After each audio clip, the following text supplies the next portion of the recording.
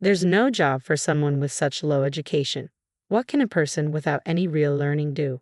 My boss laughed mockingly at me. A woman who grew up in a single-parent household. I had been putting in hard work all this time, driven by the memory of my mom who had raised me alone. He never acknowledged my efforts and even belittled my mom.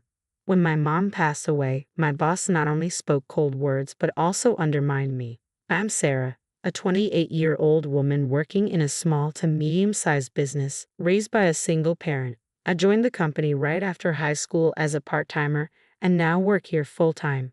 Despite the company being relatively small, it employs a significant number of people. Initially starting as a part-timer, I fought hard as if my life depended on it. Thanks to my dedication, I earned recognition from my boss and became a full-time employee in my third year. Even after becoming full-time, I continued to work diligently, not wanting to disappoint those who believed in me. By age 25, I was handling more responsibilities than my peers and gaining trust within the company. With decent pay and bonuses, I could take care of my mom and live comfortably.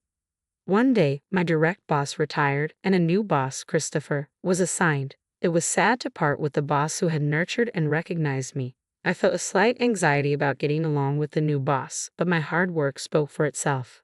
Above all, my retiring boss assured me he would speak highly of me to the new boss, easing my worries. On Christopher's first day, I was called into a conference room, expecting to discuss our working relationship. Instead, Christopher threw unexpected words at me. Are you Taylor, the high school graduate from a single-parent household who started part-time and worked your way up? It shocked me to be confronted with my background out of nowhere. Christopher's tone was intimidating, judgmental. My first impression of this new boss was not favorable, but knowing we would work together, I aimed to keep things professional. Yes, I am Taylor. I look forward to working with you, I replied with a smile, trying to deflect the comment. Uncertain about Christopher's character, I resolved to handle the situation calmly. However, Christopher continued with unkind remarks. A single-parent upbringing, huh? You probably can't handle this job. You didn't even go to college. What can an uneducated person like you do? I was taken aback by his harsh words.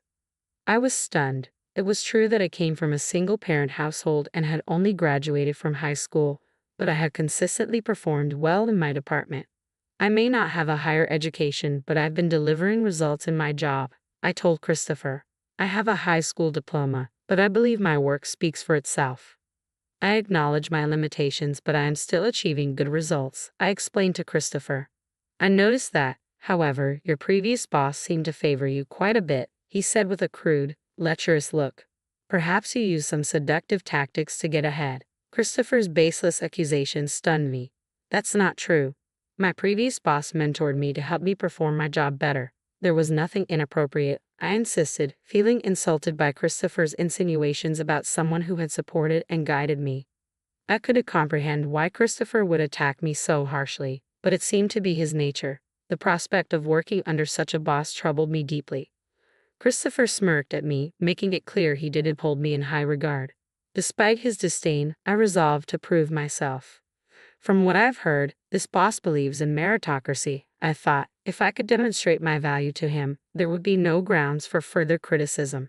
Feeling there was no other recourse, I decided to turn Christopher's bias into motivation and redouble my efforts. As I returned to the office from fieldwork, Christopher immediately accosted me with raised voice. Hey, where have you been? He barked. I was out on scheduled fieldwork today, I replied, perplexed by his aggression. Ignoring my explanation, Christopher marched over. You're incompetent at your job. Just do these menial tasks. Organize these documents, he commanded, thrusting a towering stack of papers into my hands. It wasn't my responsibility, and I was pressed for time, but I couldn't disobey. Reluctantly, I began sorting through the documents under Christopher's satisfied gaze. Perhaps sensing my compliance, he began heaping more administrative duties on me from that day forward. Whenever I attempted to focus on my core responsibilities, Christopher accused me of neglecting tasks or chastised me for minor errors. He even belittled me, saying, "You can't handle this because you're from a single-parent household." Until then, my job satisfaction stemmed from delivering results and earning recognition within the company. I had been managing to support Mom and myself without complaint, but now the stress was overwhelming every single day. Quitting my job would worry Mom, and I couldn't bear that thought. So, despite my desperation, I continued working diligently. Then one day, Mom approached me with a request. Despite my financial support, she didn't intend to depend on me forever. Considering my future marriage prospects, she wanted to contribute and save some money for herself. I couldn't refuse her, so I approached the company. Luckily, they were hiring an office worker at the time, which seemed like a perfect fit, unrelated to my department. Hoping to avoid dealing with my difficult boss, I arranged an interview for Mom, and she was successfully hired. Mom began her new role as an office worker at the same company where I worked. She found joy in the comfortable environment, enjoying her daily routine. However, a week after she started, Christopher called me aside. "Your mom got hired as an office worker," he sneered. "Is that short woman the one who raised you, the uneducated idiot?" Christopher always wore a disdainful expression, mocking not just me but now my mom too. I couldn't fathom how he knew about Mom's employment without my mention. The stress I felt more than doubled. Hearing Mom spoken ill of hurt more than any insult directed at myself. Above all, I worried endlessly about whether Christopher would confront Mom directly. I didn't want Mom to feel distressed, but contrary to my concerns, everything seemed to be going smoothly with her at work. Christopher occasionally made snide remarks, but Mom, a strong woman who raised me single-handedly, seemed unfazed. She brushed off Christopher's comments like a child's insults, laughing them off. Witnessing her resilience relieved me. She appeared unaffected by Christopher's attempts to unsettle her. Even after that incident, Mom continued to thrive in her new workplace environment, paying no mind to Christopher's remarks. Then, one day, everything changed abruptly when Mom collapsed and had to be rushed to the hospital by ambulance. Thankfully, her life was not in danger, but she needed hospitalization for some time. I decided to take time off from work to care for Mom during her recovery. When I informed Christopher of my situation, his reaction was outrageous. "You plan to take time off for something so trivial? You must not take your job seriously," he scoffed, denying my request for leave. "I'll use the paid leave that I haven't taken yet. I'm the only one available to care for Mom," I asserted, despite Christopher's objections. Permission for the leave had already been granted by someone higher up than Christopher, who understood the gravity of the situation and supported my decision to be with Mom during this critical time. I had rarely taken leave before, but no matter how I explained it, Christopher wouldn't listen. "It's not about that, just leave an old woman whose life is short anyway," he callously remarked. His thoughtless comment made my blood boil. How could he say something like that when I was telling him about Mom collapsing? I had endured his behavior until now, but I reached my breaking point. "I can't work under someone like you anymore," I blurted out, unable to hold back any longer. I knew it might inconvenience others, but since Christopher had arrived, I'd been relegated to menial tasks. With no motivation left, I quit on the spot despite Christopher's surprised attempt to dissuade me. "You don't have to go that far," he said, fearful of the consequences of my resignation. But my decision was final. With enough savings to sustain myself for a while, I ignored Christopher's protests and focused on caring for Mom. After things settled down with Mom's care, I considered re-entering the workforce. While I initially thought about returning to similar work, my confidence had grown. Inspired by lessons in business management from my retired former boss, I took a bold step. I started my own company. I wanted to wait until things stabilized before telling Mom about my new venture. About a year passed, and my company was starting to find its footing when Mom's health suddenly deteriorated, requiring hospitalization once again. Balancing the responsibilities of caring for Mom and running my business was challenging, but I managed without taking any time for myself. Another year passed, and the company was thriving, offering reassurance of its stability. Though Mom's health hadn't improved, I wanted to ease her worries and planned to discuss it with her soon. Then suddenly Mom passed away. It felt unreal. A truly unexpected event. As her only child, I had no other family to rely on, so I had to quickly prepare to say goodbye. Suppressing my tears, I made necessary arrangements. Despite not having worked long as a clerk, many people from the company where Mom was well-liked offered to attend her funeral. Perhaps it was Mom's warm personality that drew them, but their presence was a comfort.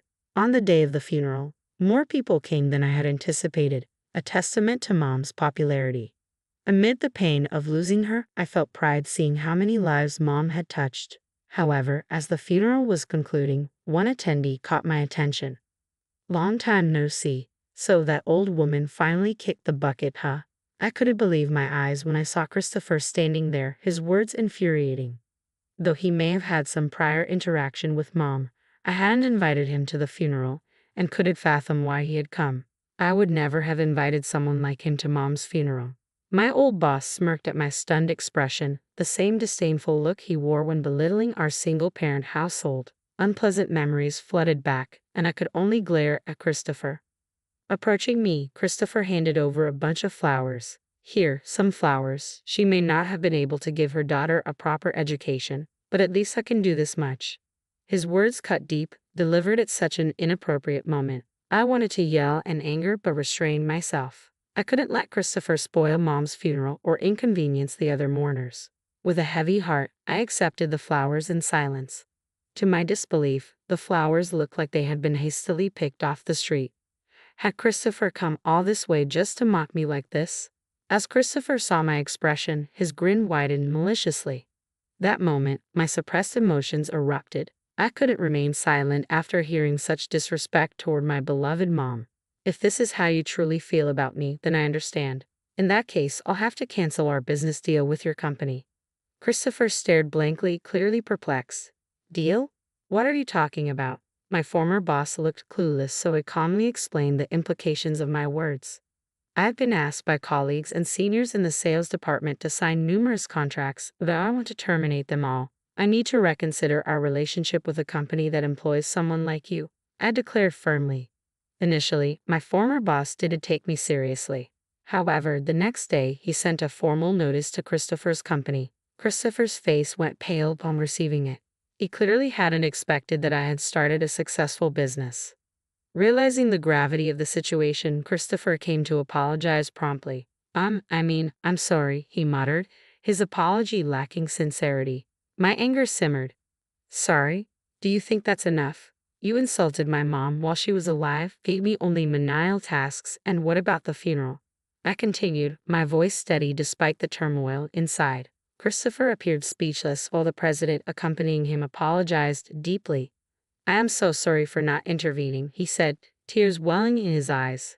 His genuine remorse touched me deeply, considering how much he had supported me in the past. Out of respect for the president and his sincere apology, I decided to reconsider continuing the business relationship. As we discussed next steps, Christopher visibly relaxed. "I'm relieved. Let's let bygones be bygones and move forward together," Christopher said with an awkward smile, extending his hand for a handshake. His assumption of reconciliation was premature. "You're fired, Christopher," the president announced abruptly, shocking us all. "What? Fired? Why?" I apologized, and we're continuing the deal, Christopher protested, disbelief written all over his face. The president remained resolute. "I've decided to terminate your employment knowing I will not continue this business relationship under these terms." I agreed to proceed only out of respect for the president. "I want you to understand, I will never forgive you, no matter what you say," I asserted firmly. Christopher fell silent, visibly affected by my words.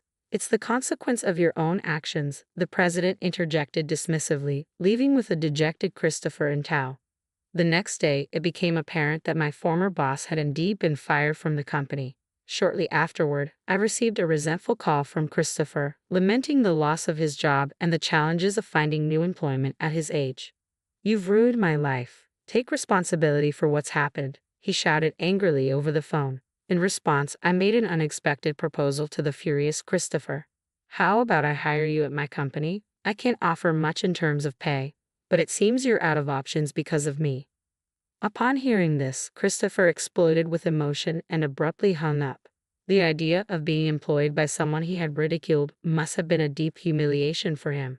I didn't expect him to accept the offer. A month later, however, unable to secure another job, Christopher reached out to me and asked to be hired. It surprised me, but I decided to give him a chance. Now, in a role reversal, made Christopher experience the same menial tasks and lack of responsibility that I had endured. "Why do I have to do these menial tasks? Anyone could do this," he complained bitterly. Ignoring his protests, I kept him on simple tasks, reminding him, "If you can't handle these basic duties, you'll be dismissed for incompetence." The boss's orders are absolute. There's no room for defiance. Christopher appeared downtrodden, a stark contrast to his arrogant demeanor in his previous role. Eventually, unable to bear the humiliation, he quit the company. Reflecting on this experience, I realized the irony of Christopher facing what he had inflicted upon me. Treating others as he had treated me led to his downfall, a simple truth he failed to grasp. Meanwhile, my company continues to grow steadily and thrive. I've learned that persistent effort yields results, whereas without it, success remains modest at best. Whether one ends up like Christopher or not ultimately depends on understanding this fundamental lesson.